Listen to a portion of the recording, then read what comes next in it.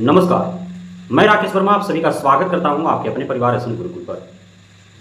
आप सभी बिहार के सरकारी विद्यालयों में कार्यरत जितने भी शिक्षक शिक्षिकाएं हैं, चाहे आप नियोजित हों, नियमित हों, बीपीएससी हों या फिर सक्षमता परीक्षा उत्तीर्ण कर विशिष्ट शिक्षक बनने वाले हों, आप सभी बेसब्री से इंतजार कर रहे हैं कि आपका जो पोस्टिंग हुआ है, जो पदस्थापना हुआ है, उसे स्थानांतरित कर आपको वैसे जगहों पर पदस्थापित किया जाए जहां से आपको विद्यालय आना जाना सहूलियत हो, आप सुरक्षित महसूस कर सकें और बेहद ही आसानी से आप अपने कमरे से, अपने घर से विद्यालय आ सकें, जा सकें, अपना जीवन निर्वाह कर सकें।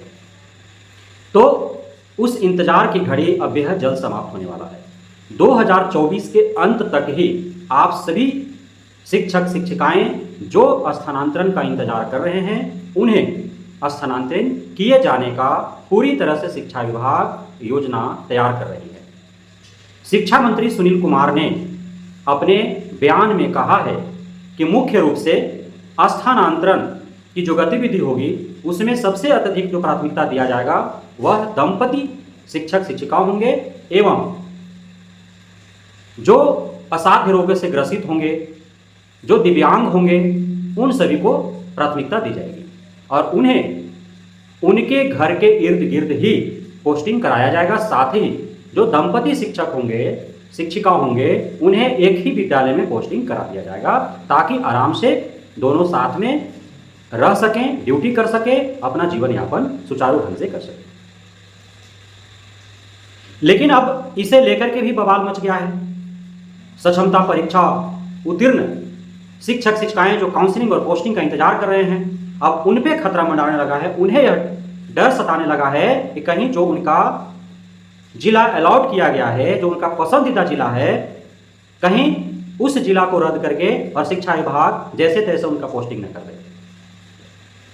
क्योंकि शिक्षा मंत्री सुनील कुमार ने कहा कि पूरे बिहार भर के सभी शिक्षक शिक्षिकाओं को स्थानांतरण का लाभ नहीं मिलेगा। स्थानांतरण में प्राथमिकता दी जाएगी दंपति शिक्षक शिक्षिकाओं को, दिव्यांगों को, असाध्य रोग से ग्रसित लोगों को, विशेष जरूरतमंद और आवश्यकता वाले शिक्षक शिक्षिकाओं को, और उन्हें स्थानांतरित कर पोस्टिंग वहीं कराया जाएगा जहां शिक्षक शिक्षिकाओं की आवश्यकता होगी। ऐसा नहीं होगा कि यहाँ के शिक्षकों को वहां, वहां के शिक्षकों को वहां, ऐसे कराया जाएगा।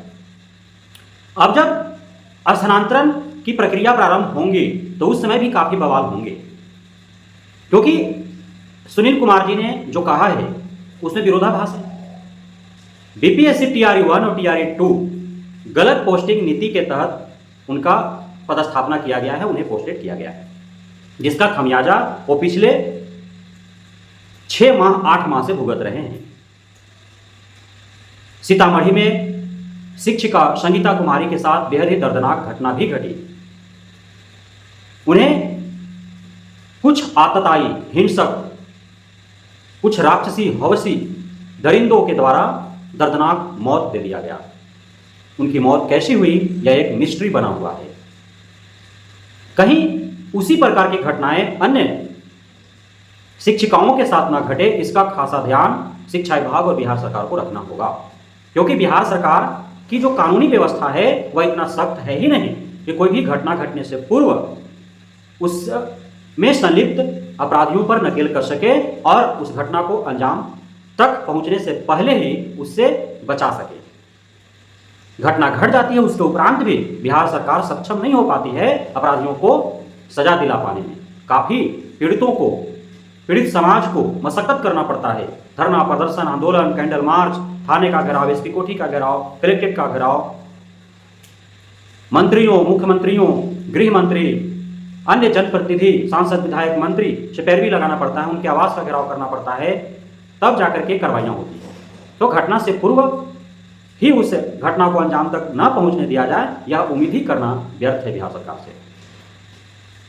बीपीएससी टीआरई 1 और टीआरई 2 से जो नॉन-रिक्त शिक्षिकाएं हैं, खासकर मैं उनके ट्रांसफर को लेकर के बराबर आवाज उठाते रहा हूं, क्योंकि वे काफी कष्ट में हैं। सुनसान इलाकों से 3-3, 5-5 किलोमीटर, उससे भी अत्यधिक उन्हें अकेला ही यात्रा करना पड़ता है विद्यालय आने और जाने के लिए। बिहार के कई सुदूर ग्रामीण इलाकों में ऐसे विद्यालय हैं, ऐसे जगहों पर, ऐसे क्षेत्रों में विद्यालय हैं जहाँ तक मुख्य सड़क से जुड़ा हुआ कोई मार्ग नहीं है, यातायात की कोई साधन नहीं है, कच्ची सड़कें वहाँ जाती हैं, जंगलों से, पहाड़ों से, कंटीली झाड़ियों से होकर के रास्ते गुजरते हैं। बरसात के दिनों में और भी अत्यधिक तकलीफें सहने पड़ रही हैं शिक्षक शिक्षिकाओं को। बरसात के दिनों में कीचड़ से भरा रास्ता है, रास्ते में आने वाले जितने भी नदी नाले नदियां हैं, बहुत सारे पुल पुलिया गिर चुके हैं, ध्वस्त हो चुके हैं, बहुत सारे खुले हैं, वहाँ पुल पुलिया आज तक बने ही नहीं हैं। किसी प्रकार से जो है वो पानी में भीगते हुए, डुबकी लगाते हुए वो प्रयास करते हैं और बांस के पगडंडियों से जो है लटक करके, घसीट करके, बैठ करके, सो करके वो किसी प्रकार डरे शर में जो है वो जा रहे हैं। विद्यालय जलमग्न हो चुका है, आसपास कीचड़ भरा चुका है, कमर भर, छाती भर पानी विद्यालय कैंपस में लग चुका है। वहाँ पे किसी प्रकार जो है शिक्षक शिक्षिकाएं पहुँच रहे हैं, जा रहे हैं, सिर्फ इसलिए कि ऑनलाइन अटेंडेंस उनका बन सके और पूरे माह का वेतन उनके खाते में मिल सके। तो जब विभाग के गलत पोस्टिंग नीति का इतना दुष्परिणाम पड़ रहा है शिक्षक शिक्षिकाओं के ऊपर, जिसके कारण वे लगातार तनाव में हैं, दबाव में हैं और वे अपने अंदर की बुद्धिमता, ज्ञानता, कुशलता, विवेकता को वे 100% जो है अपने विद्यार्थियों में डाल नहीं पा रहे हैं, उनका ज्ञानवर्धन नहीं कर रहे हैं, बुद्धिवर्धन नहीं कर पा रहे हैं, वे गुणवत्तापूर्ण शिक्षा प्रदान नहीं कर पा रहे हैं, तो उन्हें इन सभी चीज़ों से राहत देना ही होगा। दुनिया कुछ भी कहे, समाज कुछ भी कहे, शिक्षक शिक्षिकाएं जब तक मन और मस्तिष्क से स्वच्छ, स्वस्थ और स्वतंत्र नहीं रहेंगे, तब तक हमारा समाज रूपी गाड़ी आगे नहीं बढ़ सकता है, जहाँ का तहाँ शिथिल रह जाएगा। इसलिए शिक्षकों की तुलना अन्य कर्मियों से करना छोड़कर और उन्हें प्रत्येक प्रकार की सहूलियत सरकार और विभाग को देने पड़ेंगे।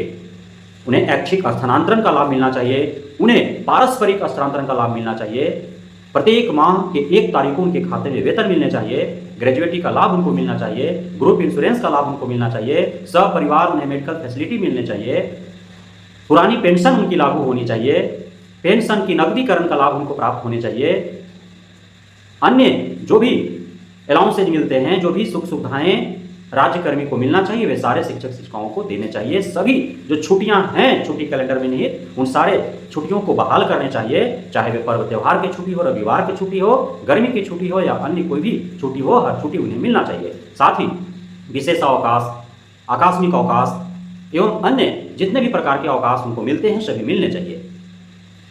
शिक्षक शिक्षिकाएं जब तक संतुष्ट नहीं होंगे मन और मस्तिष्क से, तब तक वे गुणवत्तापूर्ण शिक्षा प्रदान नहीं कर पाएंगे। इसे समझने की आवश्यकता है। कोई भी अधिकारी प्राधिकारी सरकार शिक्षकों के ऊपर दबाव बना करके उनसे कार्य नहीं ले सकती है, क्योंकि उनके कंधे पर राज्य और देश का भविष्य निर्भर है। जब एक कंधा ही मजबूत नहीं रखेगी सरकार, तो इतने असंख्य नौनिहाल बच्चों का जो भविष्य है वो भरभरा करके लटक जाएगा, गिर जाएगा और हमारा देश, हमारा राज्य, हमारे इस राष्ट्र का भविष्य नष्ट हो जाएगा।